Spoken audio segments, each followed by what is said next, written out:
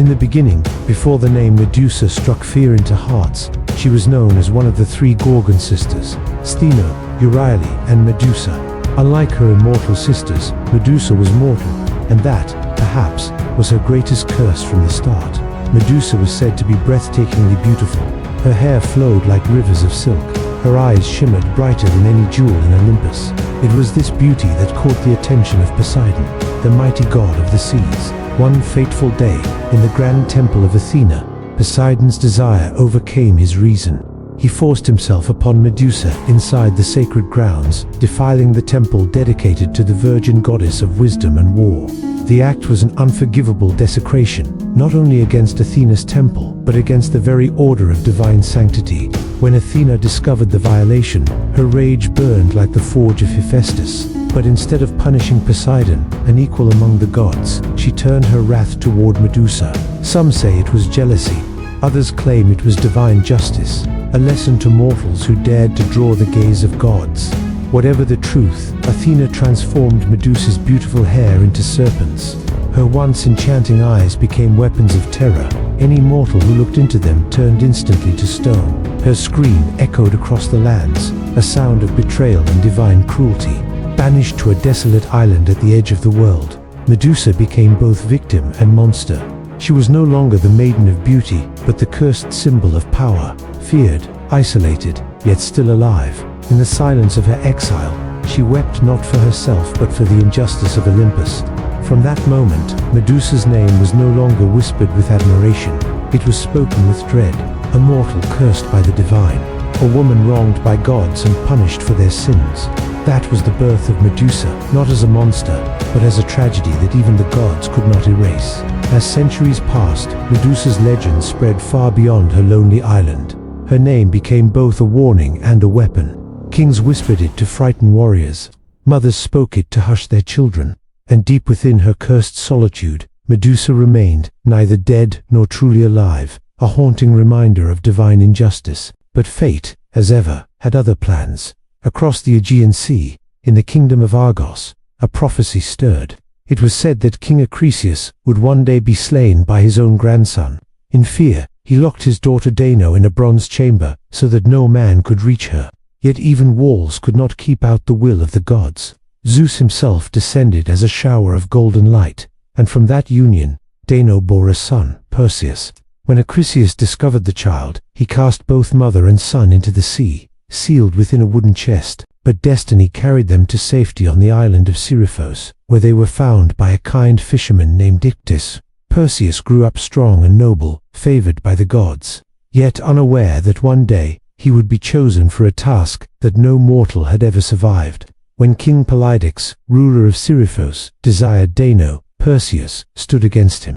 Angered, Polydics devised a cruel challenge to rid himself of the young hero. At a royal feast, he demanded a gift fit for a king, the head of Medusa herself. Perseus accepted, unaware of the impossible danger before him, but the gods watched with favor. Athena, perhaps seeking to correct her ancient cruelty, and Hermes, the swift messenger, came to his aid. They guided him to the three old sisters, who shared a single eye between them. Through cunning, Perseus stole their eye and forced them to reveal the secret path to the Stygian nymphs, keepers of divine tools. From them, Perseus received the cap of Hades, which made him invisible, winged sandals, to soar through the air, and a shining curved blade, sharp enough to pierce divine flesh. Athena lent him a polished bronze shield, a mirror in which no mortal need meet Medusa's deadly gaze. Armed with gifts of gods and courage of men, Perseus flew toward the edge of the world, to the desolate land where night never ends, and where the Gorgon sisters slept among the bones of heroes. As the moonlight crept across the stones, Perseus found them, Stheno and Euryale, monstrous and eternal, sleeping beside their mortal sister. Serpents hissed softly around Medusa's head, as if dreaming with her. Guided by Athena's whisper, Perseus did not look upon her directly. Instead, he raised his shield, watching her reflection in its surface. Every heartbeat echoed like thunder. And with one swift stroke, guided by the will of Olympus, the blade fell. Medusa's head was severed, her scream shaking the heavens. From her blood, Pegasus, the winged horse, and Chrysaor, the warrior born of gold, burst forth, children of Poseidon and the cursed Gorgon. Perseus placed the head within a sacred sack, for even in death, its power endured. Any who met her lifeless gaze were still turned to stone. The hero took flight once more. His mission complete, yet in the distance, the gods watched, silent and divided, for though Medusa had fallen, the question lingered through eternity: was she truly a monster slain, or a victim silenced? Perseus soared through the skies, the head of Medusa, hidden within the divine satchel, its serpents still writhing, still alive with an otherworldly curse. The wind roared in his ears, yet beneath the rush of air, he could still hear her voice, faint, sorrowful, eternal. Each beat of Pegasus's wings carried him farther from the cave, yet closer to the weight of destiny.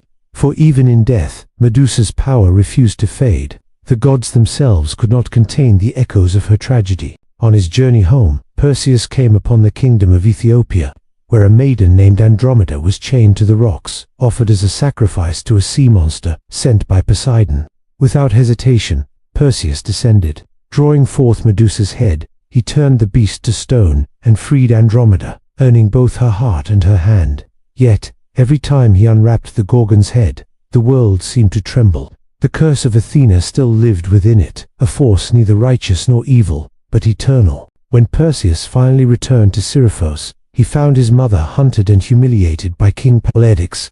In righteous fury, he lifted the Gorgon's head once more, and the tyrant and his court turned instantly to cold, lifeless stone. Justice, cruel and divine, had been served. In time, Perseus offered the head to Athena herself. The goddess, her expression unreadable, took it and mounted it upon her shield, the aegis, where it remained forever, a symbol of power and protection, but also of guilt. Because deep within that divine relic, Medusa still lived, not as a monster, but as a guardian.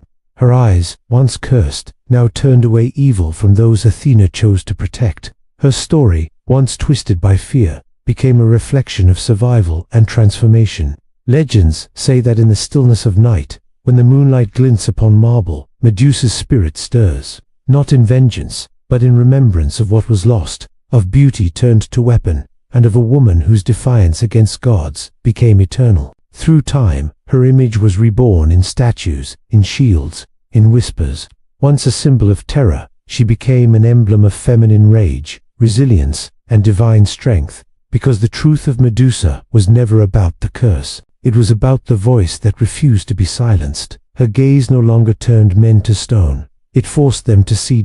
And so, the legend endures, not as a monster's tale, but as a warning and a testament that even gods cannot erase what was born from injustice. For beauty may fade, temples may crumble, and heroes may die, but Medusa, the serpent-crowned, the cursed, the divine, will live forever in the eyes of those who dare to remember. This was the full story of Medusa, the beauty, the curse, and the legacy that never died. Subscribe for more forgotten myths and truths reborn.